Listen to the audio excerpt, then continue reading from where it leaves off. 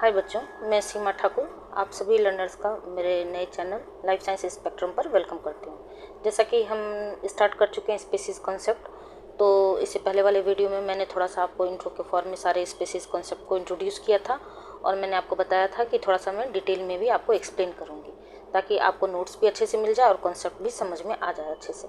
तो वैसे तो CSIR नेट का जो क्वेश्चंस था वो दोनों क्वेश्चन 2014 का जून का C सेक्शन वाला और 2014 का दिसंबर का B सेक्शन का दोनों क्वेश्चन उतने कॉन्सेप्ट से भी बन जाते हैं, बट आगे के लिए हमें तैयार रहना चाहिए। दिसंबर 2024 के दिसंबर या फिर 2025 के जून में जो एग्जामिनेशन होने हैं, हो सकता है थोड़ा सा और डेप्थ में क्वेश्चन आ जाए।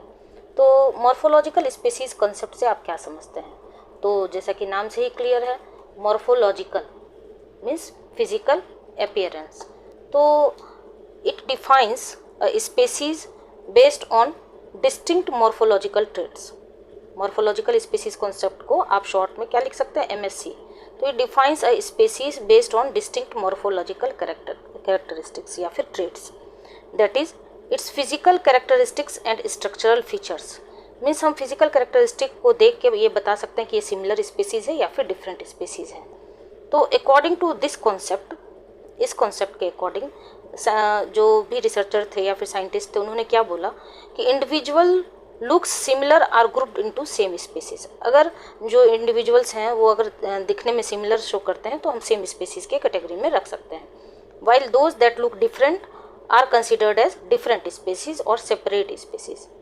ठीक है, अगर दिखने में सिमिलर है तो हम सेम स्पीसीज कह देंगे और अगर दिखने में डिफरेंट है तो फिजिकल अपीयरेंस उनका डिफरेंट है तो हम कहेंगे कि ये एक सेपरेट स्पीसीज है या फिर डिफरेंट स्पीसीज है। तो अब थोड़ा सा मैं ये हाइपोथेटिकल डायग्राम आपको शो कर रही हूँ ताकि आपको और अच्छे से कॉन्सेप्ट आपको क्लियर हो जाए। तो देखिए, ये एरिया है, एक ये एरिया है। इस एरिया में कुछ इंडिविजुअल्स रह रहे हैं जैसे कि ABCDEF, और इस एरिया में भी कुछ इंडिविजुअल रह रहे हैं, वो भी ABCDEF। इस दोनों एरिया में जो भी इंडिविजुअल्स रहते हैं, जो भी पॉपुलेशन रहते हैं, तो वो मॉर्फोलॉजिकली सिमिलर हैं दिखने में।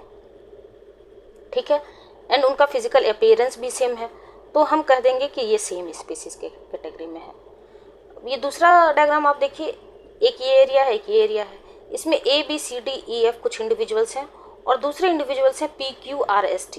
सपोज करिए कि ये वाला जो एरिया है जो मैंने आपको सेम स्पीसीज के कैटेगरी में दिखाया, ये भी ह्यूमन पॉपुलेशन है, ये भी ह्यूमन पॉपुलेशन है, तो हम कह देंगे कि ये सेम स्पीसीज है। ये हो सकता है कि ये एक ह्यूमन पॉपुलेशन हो और यहाँ किसी और एनिमल, घोड़ा हो, बकरी हो, कुछ भी हो। तो ये हाइपोथेटिकली मैंने ABCDEF करके इंडिविजुअल को समझाया है।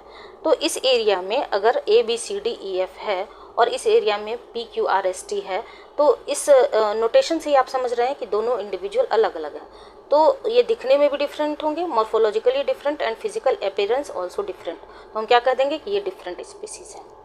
ठीक है, कितना सिंपल है, बिल्कुल सिंप्लिसिटी के साथ मैं आपको सिंपलेस्ट लैंग्वेज में समझाने की कोशिश कर रही हूँ। और बच्चों, जैसे कि मैंने आपको बताया कि सारे notes, videos life science spectrum के नाम से टेलीग्राम चैनल ओपन है, वहाँ मैं शेयर कर दिया करूँगी ताकि आप नोट्स के लिए भी इधर उधर ना भटकें। तो अब सेम स्पीसीज तो हमने बोल दिया कि मॉर्फोलॉजिकली सिमिलर है और फिजिकल अपीयरेंस सेम है, तो हम कहेंगे सेम स्पीसीज। लेकिन कुछ लिमिटेशंस हैं। ये लिमिटेशंस क्या है? तो ये लिमिटेशंस ये हैं कि हो सकता है कि मॉर्फोलॉजिकली सिमिलर स्पीसीज में भी जेनेटिकली डिफरेंट हो सकता है कि ये जो मॉर्फोलॉजिकली सिमिलर स्पीसीज हैं वो दिखने में तो सेम है लेकिन जेनेटिकली हो सकता है कि ये डिफरेंट हो, तब तो फिर ये सेम स्पीसीज के कैटेगरी में नहीं आएगा। तो इस वजह से ये जो कॉन्सेप्ट है मॉर्फोलॉजिकल स्पीसीज कॉन्सेप्ट, वो जो डिफाइन किए स्पीसीज को, वो यूनिवर्सली एक्सेप्टेड डेफिनेशन नहीं होगा।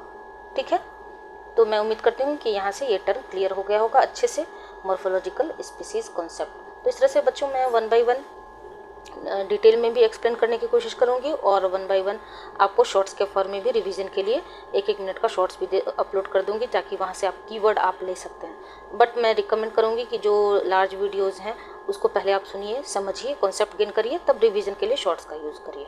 ठीक है, और PYQs मैं 2013 से 2023 तक जो भी टॉपिक मैं टच करूँगी उसका प्रीवियस ईयर क्वेश्चन सॉल्व करवाऊँगी। ठीक है, और सबका प्लेलिस्ट अलग अलग होगा, तो ये सारे बच्चों के लिए हेल्पफुल होगा जो CUET PG के एग्जामिनेशन में अपेयर हो रहे हैं। CSIR नेट का तो क्वेश्चन मैं सॉल्व भी करवाऊंगी, गेट, DBT, JRF और जितने भी सेट एग्जामिनेशन है सबके लिए। तो बच्चों, आपको मेरा ये इनिशिएटिव कैसा लगा, एक फीडबैक जरूर दीजिएगा और कुछ भी